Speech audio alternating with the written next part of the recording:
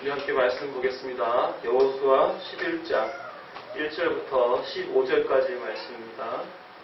여호수아 11장 1절부터 15절까지의 말씀,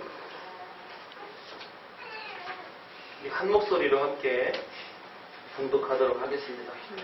하솔 야빈이 이 소식을 듣고 마도낭 요밥과 시므론 왕과 악삽 왕과 및 북쪽 기지와 긴네롯 남쪽 아라바와 평지와 서쪽 돌의 높은 곳에 있는 왕들과 동쪽과 서쪽의 가나안 족속과 아모리 족속과 헷 족속과 브리스 족속과 산지의 여부스 족속과 미스바 땅 헤르몬 산 아래 시위 족속에게 사람을 보내매 그들이 그 모든 군대를 데리고 나왔으니 백성이 많아 해변에 수많은 모래 같고 말과 병거도 힘이 많았으며 이 왕들이 모두 모여 나와서 이스라엘과 싸우려고 메론 물가에 함께 진쳤더라. 여호와께서 여호수아에게 이르시되 그들로 말미암아 두려워하지 말라.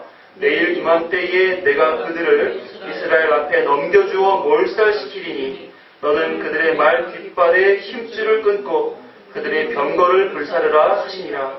이에 여호수아가 모든 군사와 함께 메론 물가로 가서 갑자기 습격할 때에 여호와께서 그들을 이스라엘의 손에 넘겨주셨기 때문에 그들을 격파하고 큰 시돈과 미스르봇 마임까지 추격하고 동쪽으로는 미스바 골짜기까지 추격하여 한 사람도 남기지 아니하고 쳐 죽이고 여호수아가 여호와께서 자기에게 명령하신 대로 행하여 그들의 말 뒷발에 힘줄을 끊고 그들의 병거를 불로 살랐더라.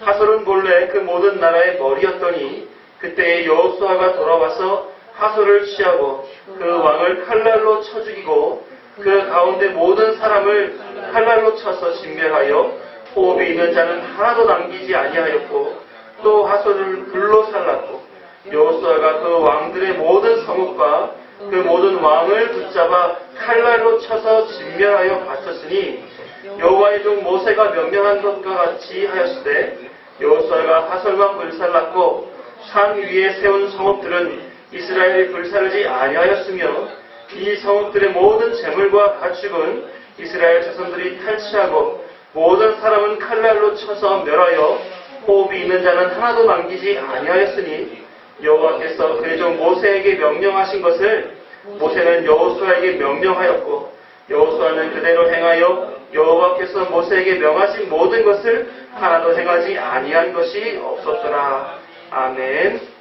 주께서 이 말씀을 통하여 우리에게 필요한 은혜를 허락해 주실 줄로 믿습니다.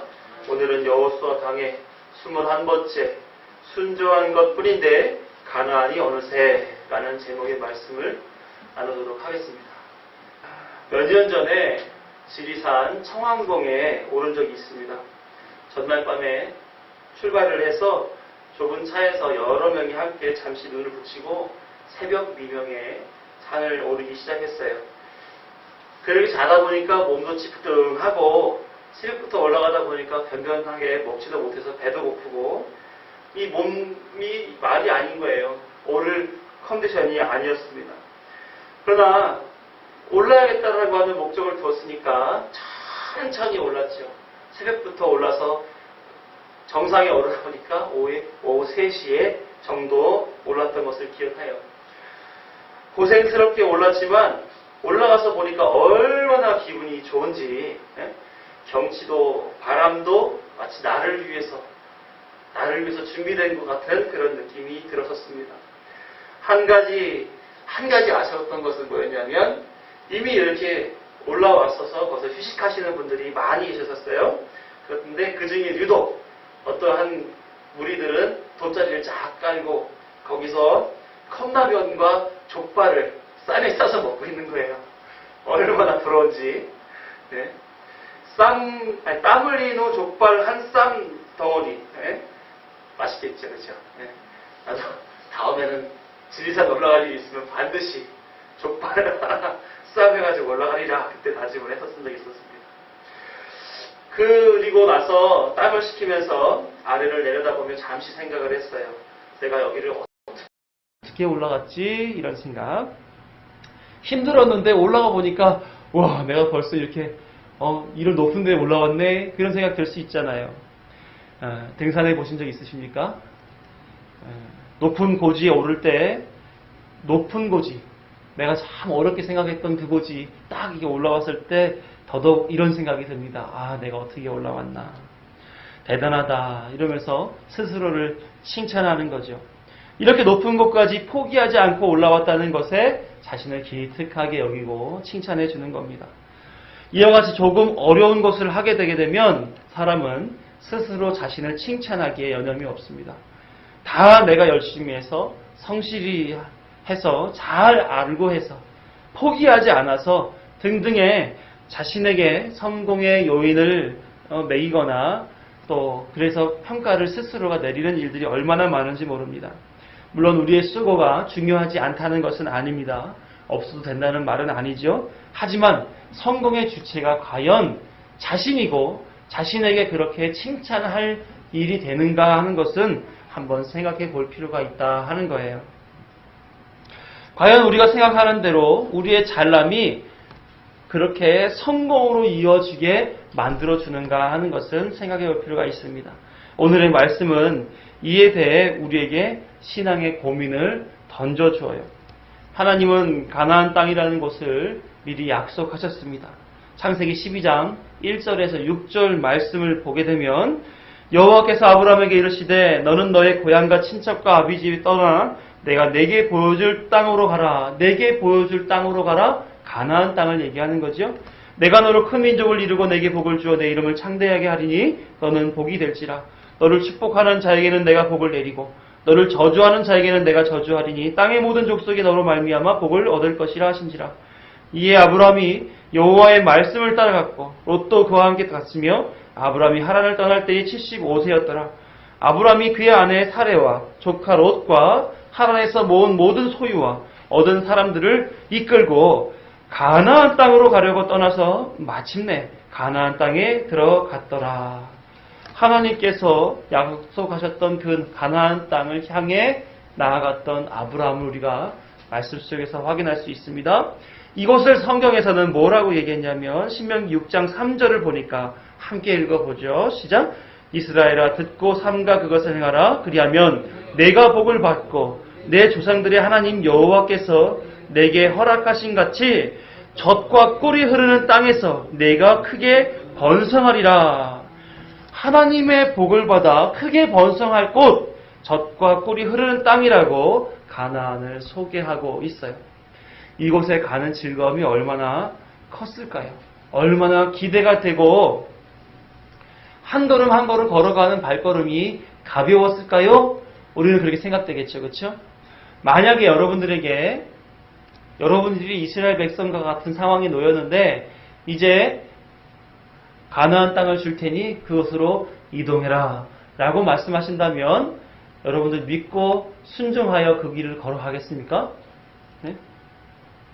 하나님이 하신 말씀이시니까 당연히 가야지. 그곳은 참 좋은 곳이겠지? 이렇게 막연하게 생각하면서 결단 내리고 기대도 갖고 그를 따라가실 것 같으세요? 천왕봉에 가자는 말을 들었을 때 그런 마음이 들었어요. 아 그래 한번 시간 내어 갔다 오는 거 좋겠다. 좋은 공기도 마시고 멋진 경치도 만들고 좋은 추억도 만들고 아 괜찮겠다 이런 생각이 들었어요. 그런데 그 가운데에 한 가지 생각 잘 못했던 것이 있었습니다. 뭐냐면 그곳에 가기까지 얼마나 힘들까를 생각 못했던 거예요. 정상만 생각하는 거죠. 가다가 몇 번을 쉬고 가져간 물이 부족해서 옆 사람 물까지 다 뺏어 마시고 간식 먹고 그런데도 불구하고 폼생폼사니까 아무렇지도 않은 듯 옆에 지나가는 사람이 있으면 안녕하세요. 아유 수고 많으시네요. 인사도 다 하고 그죠? 한 가지 이렇게 고생스럽게 그 산에 오를 것이라는 생각을 빼놓고 거기를 가겠다라고 결정을 내렸던 거예요. 이스라엘 백성도 그 과정 속에서 얼마나 고난의 세월을 가야 되는가에 대한 생각을 못하고 갑시다 하고 모세의 이끌림 받아서 출애굽하게 된 거 아니겠어요? 그렇죠? 그러니까 나중에 천왕봉을 점령하고 나서 고지를 이렇게 오르고 나서 돌이켜보니까 그 일들이 얼마나 고생스러웠지만 고생이 다 끝나고 나니까 아무렇지도 않은 일이 되더라 하는 거예요. 산에 올라가 보신 분들은 다 아시지만 올라가는 족족 한 발짝 한 발짝 디딜 때마다 그렇죠. 내가 여기를 왜 올라왔나? 힘들어. 힘들어 하면서 그렇게 고생스럽게 한 걸음 한 걸음 디디지 않습니까? 그런데 올라가고 나면은 어때요? 아무런 고생스러웠던 것이 기억이 남지 않을 만큼 다 그 보람 있고 너무나 좋은 시간을 가지지 않습니까? 그렇죠?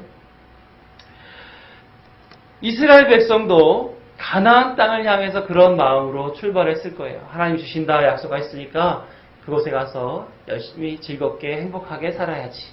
그런데 그 과정이 얼마나 힘들었겠냔 말입니다. 네? 가나안 땅은 하나님이 복 주시며 약속하신 땅이고 천왕봉의 희열과 비교할 수 없는 그런 곳일 것입니다. 그런데 그들도 그 생각을 하지 못하여서 가는 여정을 굉장히 고난스럽게 겪어야 했어요. 생명의 위협을 여러 차례 경험했죠. 전쟁을 수수하게 했습니다. 물과 양식의 부족을 경험했고 더위와 추위에 시달려야 했습니다. 이런 세월이 무려 40년이에요. 40년. 얼마나 힘들었겠어요. 그런데 오늘 본문을 보니까 그렇게 40년의 광야의 여정이 가나안 땅을 향한 여정이 오늘로써 마무리가 됩니다. 약속의 땅에 살고 있었던 모든 거민들에게서 여리고와 아이성, 기브온, 거민 등의 사건이 있었던 중부 지역을 빼앗았고, 그리고 지난주에 배웠던 처럼 남부 지역, 연합군들이 달려들었던 남부 지역을 빼앗았고, 오늘은 이제 북부 지역을 점령하고자 하는 거예요. 이 전쟁만 끝나게 되면 이제 가나안 땅을 나누어 놓고 거기서 행복하게 살기만 하면 되는 것입니다. 하지만 그 여정은 쉽지 않더라 하는 거예요. 문제는 늘 주인공은 후반부에 나오듯이 가나안 땅의 가장 힘이 센 주인공이 등장하게 됩니다. 여호수아 12장을 보게 되면 여호수아가 정복한 왕 31명이 등장하게 돼요. 이들 중 북부 지역 왕이 15명입니다. 그만큼 이 땅은 넓고 4절에서 말했던 것처럼 백성이 많아 해변에 수많은 모래 같고 말과 병거도 힘이 많았다. 그러니까 군 병력도 많았고 말과 병력 같은 무기도 훨씬 더 앞선 첨단 무기를 가지고 있었던 거예요. 이스라엘 백성과 비교할 수 없는 위세를 가지고 있는 지역 군대였단 말입니다. 그런 북부 지역을 오늘은 탈환하려고 하는 거예요. 1절을 보니까 이들 중 대표가 되는 힘이 센 왕 하솔 왕 야빈이 이 소식을 듣습니다. 무슨 소식입니까? 여리고의 기생 라합이 들었던 소식, 기브온 거민이 들었던 소식, 남부 지역 5개 연합군이 들었던 소식, 이 하나님과 여호수아 이스라엘 백성의 승전 소식을 이들도 동일하게 들었던 겁니다. 그랬더니 야빈의 마음속에 어떠한 것이 들었을까요? 생명의 위협을 느끼게 되었겠죠. 와, 하나님이 배후에서 이끌어주시는 여호수아와 이스라엘 군대가 우리를 향해서 달려온다고? 그들은 과거에 이렇게 다 승리하면서 달려왔는데 그럼 우리는 어떻게 해야 될까? 이 고민을 하지 않을 수 없었겠죠. 생명의 위협을 느꼈을 것입니다. 우리가 지금까지 말씀을 통해서 들었던 것 같이 이렇게 생명의 위협을 받았을 때 할 수 있는, 해야만 하는 가장 지혜로운 것은 무엇일까요? 기생 라합이나 기브온 거민이 했던 것처럼 하나님 앞에 바짝 엎드려 생명을 보존해달라고 매달리는 것이 지혜하지 않았습니까? 그런 사람들은 생명을 보존받았지만 나머지는 어떻게 됐어요? 대적했던 사람들은 다 전멸당했고 성은 불살라졌고 재산은 다 빼앗겼다는 내용을 우리가 들었지 않았습니까? 그럼 여러분들 같으면 어떻게 판단하시겠어요?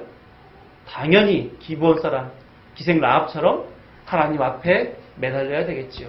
그런데 이들은 어떻게 행동하냐면 하솔왕 야빈은 남은 14개 족속들과 또 한 번 동맹을 맺어 하나님이 이끄시는 이스라엘 백성과 전쟁해 보겠노라고 대적하는 일을 벌이고 있는 겁니다. 왜 하솔왕 야빈이 이런 판단을 했을까요? 왜 그랬을까요? 그의 이름에서 의미를 찾을 수가 있어요. 하솔은 구분하다, 분리하다라고 하는 뜻을 뜻하는 하초르라고 하는 단어에서 파생된 말이에요.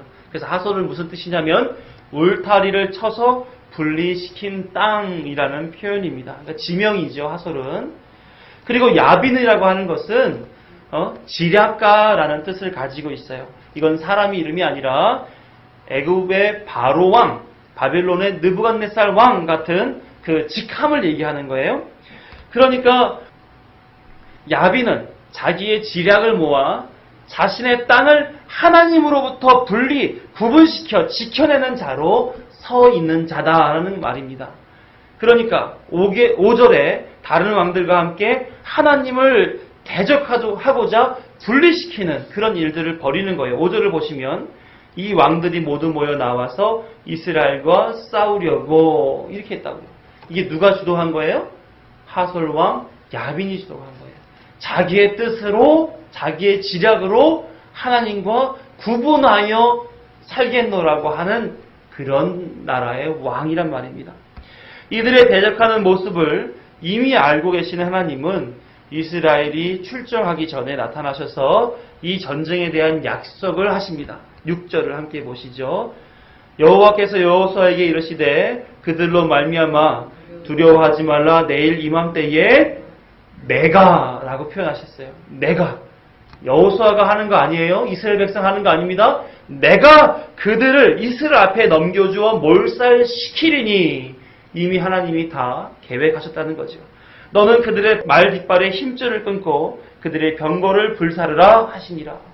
하나님이 명령하시는 거예요. 하나님이 이 전쟁을 이스라엘 손에 넘겨주겠다는 것입니다. 자세히 보시면 내가 라고 말씀하셨던 그것으로 말미암아 이 전쟁은 판단난 거죠. 내가, 하나님께서. 그래서 여호수아와 이스라엘 백성이 이끌림 받아서 했던 모든 전쟁은 이와 같이 이스라엘 전쟁이란 말일까요? 아니요. 하나님의 전쟁이라는 말입니다. 하나님께서 직접 관여하셔서 성패를 구분해 놓으셨던 그 전쟁 속에 여호수아와 이스라엘은 참전하여 하나님이 하라고 한 그것만 하면 되는 것입니다. 그래서 이어져서 여호수아와 이스라엘 군대는 엄청난 수와 무기를 가진 이 연합군을 먼저 습격하게 되는 거예요. 생각해 보십시오. 이 수의 비례를 봤을 때 고양이 무리가 이렇게 있는데 생쥐 한 마리가 먼저 습격해서 대장 고양이 목에 방울을 달고 돌아오는 겁니다. 그거 두렵고 떨릴 일 아니겠어요? 어떻게 내가 순간 잡힐지 모르는 그런 생명의 위협을 당할 수 있는 상황인데 생쥐가 달려들어서 고양이 목에 방울을 단단 말이에요. 이스라엘 백성들도 하나님의 그 말씀 한 가지 붙잡고 먼저 이 고양이 떼와 같은 무리에게 생쥐의 모습으로 달려가는 거예요.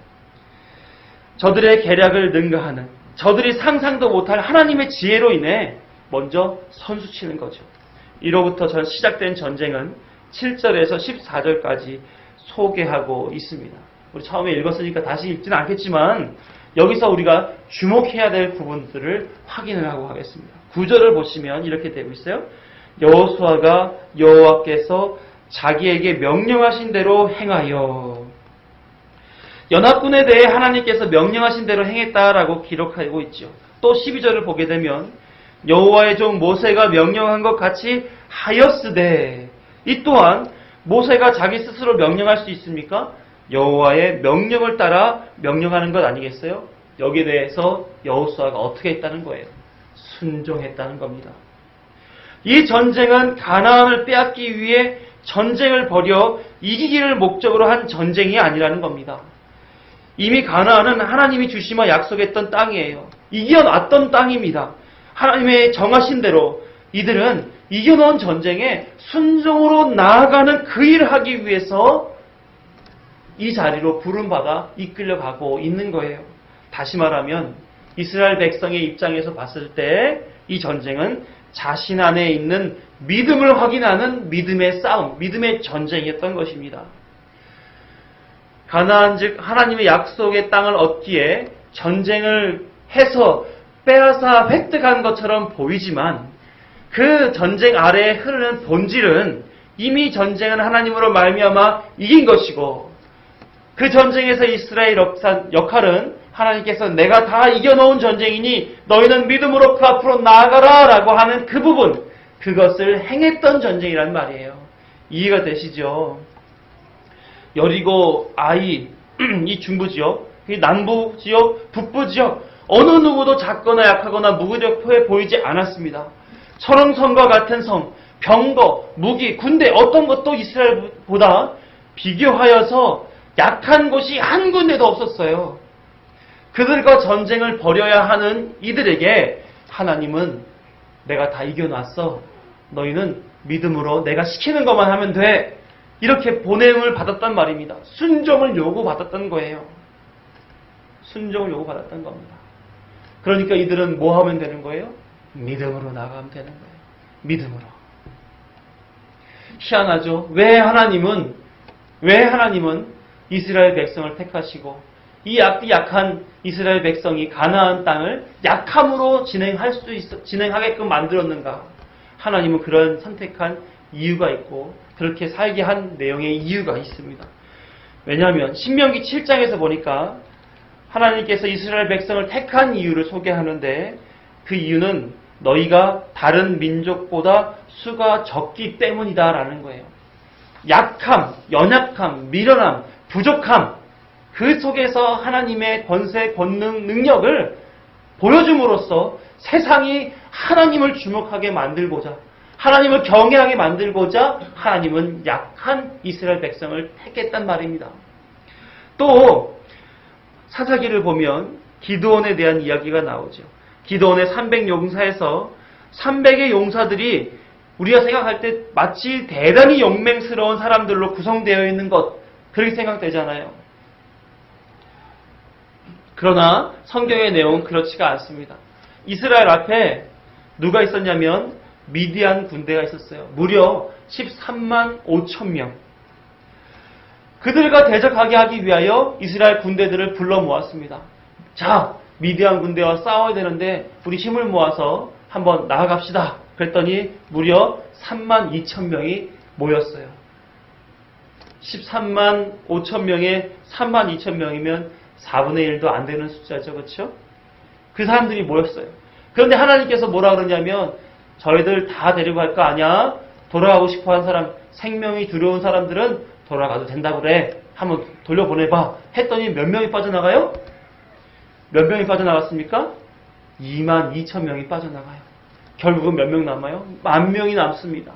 근데 하나님께서 뭐라 그러냐? 야, 10,000명도 많아. 가서 저 물가에 가가지고 물을 먹는 모습을 보고 숫자를 추리자. 그래서 군대들을 데리고 물가에 가서 먹는 모습을 보고 추리는데 하나님은 물을 떠서 마시는 그런 사람들을 제외하고 나머지 다 돌려보내. 이렇게 했단 말이에요. 몇 명만 남았을까요? 300명이 남은 거예요. 자, 기브온 용사 300명, 이들이 용맹스러워서 남김을 받았습니까? 아니요. 하나님께서 추린 것은 약함이 강함을 보여주는 그 역사를 하기 위해서 그런 거예요. 사람이 이렇게 적은 숫자임에도 불구하고 미디안 13만 5천 명의 군대를 싸워서 이길 수 있다라고 하는 하나님의 능력을 보여주시기 위함이란 말입니다. 마찬가지로 다윗과 골리앗에서 골리앗은 어떤 사람입니까? 블레셋의 장수죠. 키가 2.9m나 되고요. 그가 입은 갑옷만 무려 57kg가 되는 그런 어마어마한 힘을 가진 장수예요. 그가 휘두르는 칼은 7kg가 되는 창이에요. 7kg. 그러니까 휘 하면 그 앞에 있는 나무고 풀이고 사람이고 다 잘려나가는 그런 엄청난 위력의 창을 가지고 있었던 사람입니다. 이스라엘 군대에 아무도 그와 겨누고자 하는 사람이 없었어요. 그때 골리앗과 비교도 안 되는 작고 가볍고 갑옷도 맞지 않는 전술도 배워본 적 없는, 거기서 사용하는 무기도 제대로 한번 써보지 못해봤던 다윗이 나타나 그를 물맷돌로 쓰러뜨립니다. 다윗이 용맹하고 전에 무슨 양들을 키우는데 사자가 오고 이리떼가 오고 하는 것을 물맷돌로 치고 그래서 용맹스럽고 실력 있고, 그것 때문에 다윗이 요 자리에서 골리앗과 싸운 게 아니에요. 세상에 힘있고 강성한 자 앞에 연약하고 부족하고 미련해 보이는 그 연약한 자가 싸워서 이겼을 때 하나님이 함께하는 자가 이긴다라는 것을 보여주기 위해서 다윗을 부른 거예요. 다윗이 어떤 특별함이 있어서 부른 것이 아니라. 자, 이렇게 봤을 때 이스라엘이 다른 민족과 대적할 만해서 이스라엘을 불러다가 가나안 땅을 갖게 만들어준 거라 보이세요? 그렇지 않다는 겁니다. 기드온과 300용사가 미디안 13만 5천 명의 군대와 맞설만 하니까 보내 말았을까요? 골리앗이 모르는 특별한 살인 기술을 다윗이 가지고 있어서 그래서 다윗을 거기다 불렀을까요? 아닙니다. 하나님께서 이 모든 속에서 이미 하나님께서 승리해 놨다 라는 그 하나님이 승리해 놓은 것을 정해 놓으시고 그저 약하고 보잘것없는 나라와 군대와 개인을 통해 그 뜻을 이루어 가시는 모습을 보여주시는 거예요. 그래서 하나님이 어떠한 분이신지를 알게 하고 수많은 사람들, 세상이 하나님의 그 영광을 바라보면서 하나님을 경외하도록 하기 위해 그렇게 약자들을 세워갔단 말입니다. 그러니까 여호수아 4장 24절에서 이스라엘 이끌어 가시는 하나님께서 여호수아에게 이렇게 얘기하세요. 함께 읽어봅니다. 이는 땅의 모든 백성에게 여호와의 손이 강하신 것을 알게 하며 너희가 너희의 하나님 여호와를 항상 경외하게 하려 하심이라. 하나님은 이 목적을 위해서 다 이겨놓으시고 이스라엘 여호수아 말하는 겁니다. 내가 다 이겨놨거든. 가나안에 내가 시키는 대로만 하면 너희들은 가나안을 그대로 빼앗을 수 있어. 그런 모습이 어떻게 나타난 거예요? 하나님 명령하신 대로 행하는 여호수아의 모습으로, 이스라엘 백성의 모습으로 나타나게 된 거죠. 한마디로 말하면 순종한 것입니다. 순종. 그래서 성경에서 하나님을 경외하는 것에서 무수히 뭐라고 소개하느냐면 다 이와 같은 얘기를 해요. 신명기 28장 58절 말씀 함께 읽어봅니다. 내가 만일 이 책에 기록한 이 율법의 모든 말씀을 지켜 행하지 아니하고 내 하나님 여호와라 하는 영화롭고 두려운 이름을 경외하지 아니하면, 부정적인 표현으로 썼지만 반대로 얘기하자면 이 책에 기록한 모든 율법을 지켜 행하고 하나님 영화롭고 두려운 이름을 경외하라 라고 볼 수가 있는 거죠. 그러니까 하나님의 말씀, 명령이 담긴 율법의 모든 말씀을 지켜 행하는 것이 곧 뭐다라는 얘기예요? 경외하는 일이다라는 것이고 하나님의 이름을 영광스럽게 높여드리는 일이라는 것을 얘기해 주는 겁니다. 그러니까 경외하는 것은 하나님의 뜻을 배우고 그 뜻대로 행하는 것, 순종하는 것을 말하는 거예요.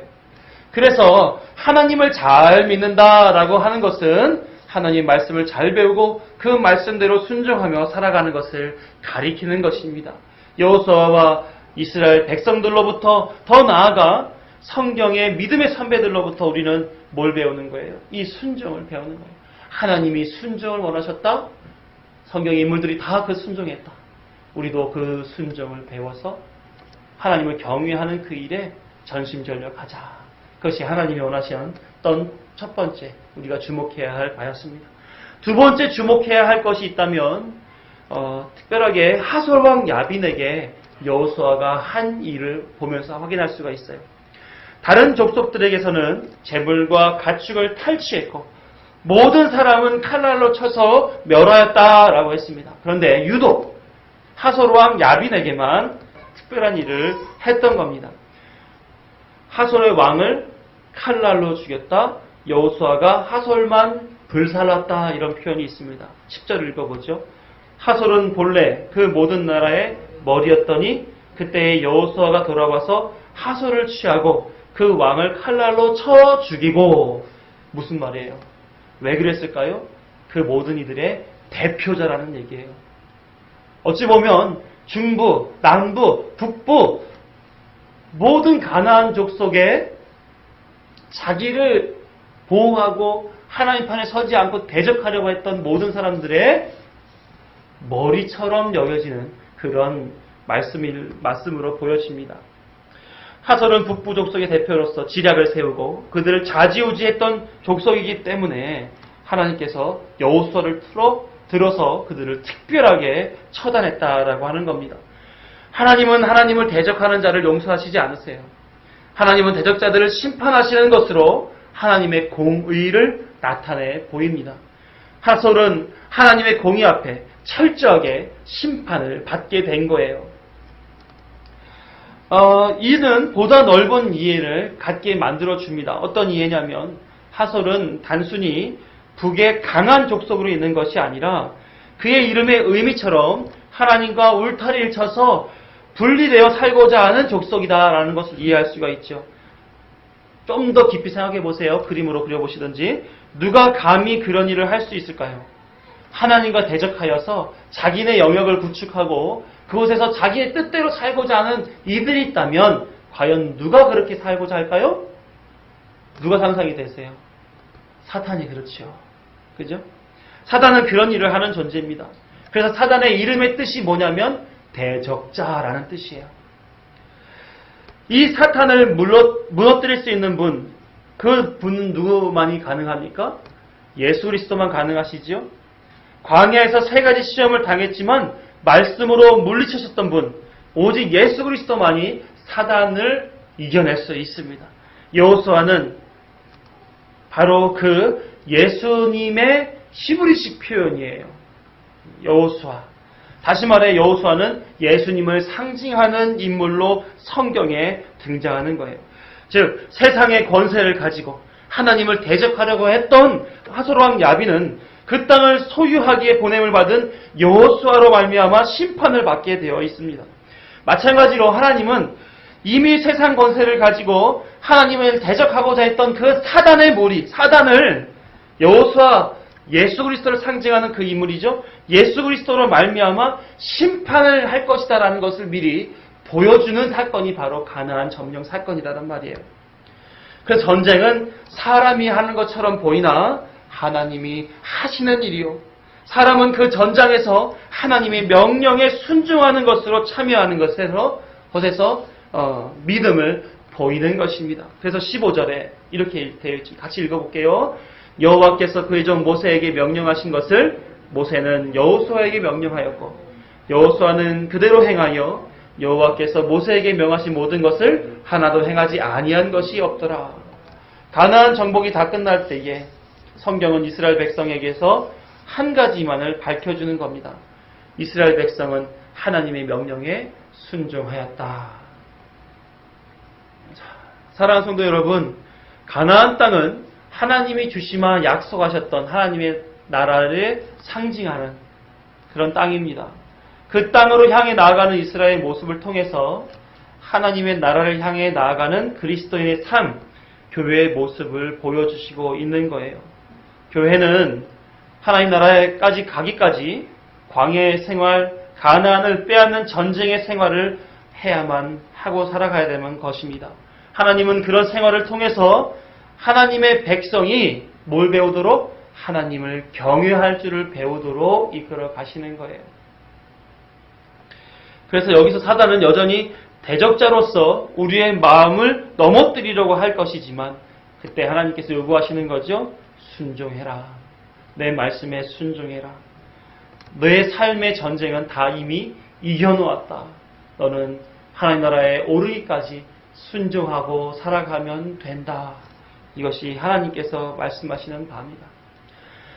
이스라엘 백성들은 이렇게 순종함으로써 전쟁을 이루어 가나안 땅을 획득하게 되었습니다.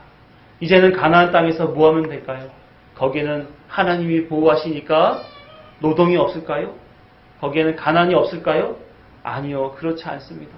그곳에서도 마찬가지로 가나안 족속에 살았던 그 삶의 방식대로 가축을 키워야 됐고 이방 민족으로부터 자신을 보호하는 전쟁을 해야 됐었고 내부적으로는 교육을 해야 되고 또 경제 생활도 해야 되고 다양한 나라로서의 어떤 삶을 만들어 가야만 합니다. 그런데 하나님은 그 나라, 그 땅을 뭐라고 불러요? 젖과 꿀이 흐르는 땅. 마치 하나님이 다 먹여 살려서 아무것도 안 해도 되는 땅처럼 읽혀집니다. 거기서 사람들은 오해를 하지요. 하나님의 나라가 어떠한 곳인지, 하나님 나라가 이미 임한 그리스도인으로서 살아갈 때에 우리는 하나님이 이미 다 완벽하게 부유하고 풍성하게 살게 만들어 놨다라는 것으로 오해하게 됩니다. 그러나 그렇지 않아요. 가나안 땅에 가서 그들은 노동을 했어야 될 것이고 또 학습을 해야 될 것이고 전쟁 훈련을 했어야 될 것이고 다양한 경제 생활을 해 나갔어야만 했을 것입니다. 우리도 마찬가지잖아요. 하나님이 우리 안에 하나님 나라를 허락하셔서 그렇게 살지만 우리는 끊임없이 배우고 일하고 나누고 사랑하고 또 힘든 일 속에서도 하나님 매달리고 하는 그 일을 하고 살아갑니다. 그 일이 그들에게도 동일하게 있었던 거죠. 그러니까 젖과 꿀이 흐르는 것은 우리의 부요를 채워주는 완벽하게 준비되었다라는 것을 상징하는 얘기가 아니라 다른 것을 상징하는 얘기라는 말이에요. 왜 젖과 꿀이 흐르는 땅이라고 신명기에 소개하고 있을까요? 실제 상류에서 소와 양, 염소가 계속 젖을 짜 강을 이루어 흘러가게끔 만들어서 젖과 꿀이 흐르는 땅이라고 말하는 걸까요? 그럴 수는 없겠죠. 한쪽에 벌이 계속해서 꿀을 따가지고 흘러보냄으로 말미암아 꿀이 흐르는 땅이라고 표현한 것일까요? 아니요. 그런 것이 아니라는 것을 우리는 상식으로 생각해도 알 수가 있어요. 그러면 젖과 꿀이, 젖이 흐른다라는 표현은 뭘까요? 젖을 낼 수 있는 가축을 키울 수 있는 장소가 펼쳐져 있다는 것의 표현이란 말입니다. 그들이 걸었던 광야 생활은 돌, 사막과 같은 그런 곳이었습니다. 그래서 그곳에서는 가축을 키울 수가 없었어요. 하나님이 공급해 주시는 만나와 메추라기 외에는 먹을 것이 없었던 곳입니다. 그러나 이제는 가나안에는 그런 가축을 키울 수 있다는 거예요. 또 더 나아가서 이 젖은 당시에 중요한 양식이 되었는데 구약에서는 이를 풍요의 상징으로 사용했어요. 더 엄밀한 의미에서 유대교에서는 그 젖을 그들의 경전인 토라의 젖을 비유했고 신약 성경에서는 성경 말씀을 신령한 젖이라고 소개하면서 이 젖을 사모하라 이렇게 얘기했죠. 베드로전서 2장 2절을 보게 되니까 이렇게 기록하고 있습니다. 같이 읽어봐요. 갓난 아기들같이 순전하고 신령한 젖을 사모하라. 이는 그로 말미암아 너희로 구원에 이르도록 자라게 하려 함이라. 하나님의 말씀이 흐르는 곳이라는 의미에서 젖이 흐르는 가나안 땅 이렇게 얘기하는 겁니다. 그러면은 또 이제 꿀이 흐른다라는 표현도 어떤 표현일까요? 풍요를 상징하는 꿀을 통해 아주 유쾌하고 유익한 것을 설명하고 있는데 에스겔 3장 3절을 보니까 내게 이르되 인자야 내가 내게 주는 이 두루마리를 내 배에 넣으며 내 창자에 채우라 하시기에 내가 먹으니 그것이 내 입에 달기가 꿀 같더라. 여기서 두루마리는 율법을 가리키는 말입니다. 하나님의 말씀이죠. 그것을 먹으니 그 입에 뭐 같다고요? 꿀 같더라는 거예요. 말씀이 우리 안에 들어왔었을 때 우리 입에 꿀처럼 여겨진다 하는 말에서 꿀이 흐르는 가나안 땅 이렇게 얘기하는 겁니다. 그래서 젖과 꿀이 흐른다는 표현은 초지가 많고 먹을거리가 많은 풍요를 보여주는 그런 모습이기도 하지만 엄밀한 의미에서 이곳에서 이루어질 하나님 백성들에게 하나님의 말씀이 풍요하게 영적으로 충만하도록 누려지게 된다라는 그런 말씀인 것입니다. 그래서 젖과 꿀이 흐르는 가나안 땅으로 인도되는 우리도 마찬가지로 하나님의 나라라고 하는 가나안 땅으로 인도함 받잖아요. 계속해서 뭘 훈련하는 겁니까? 하나님 명령에 순종하는 것을 훈련하고 결국은 뭐가 많은 곳으로 가는 거예요? 하나님의 말씀이 풍성하고 흥황한 하나님 나라로 가게 되는 거예요. 결국 우리는 이 말씀 속에서 뭘 배워야 되는 겁니까? 자족하는 것을 배우는 거죠. 하나님의 말씀으로 충분해. 하나님의 뜻대로 살아가는 것으로 우리는 충분해 라고 생각하고 살아가는 겁니다. 근데 그 생각이 어떻게 될까요?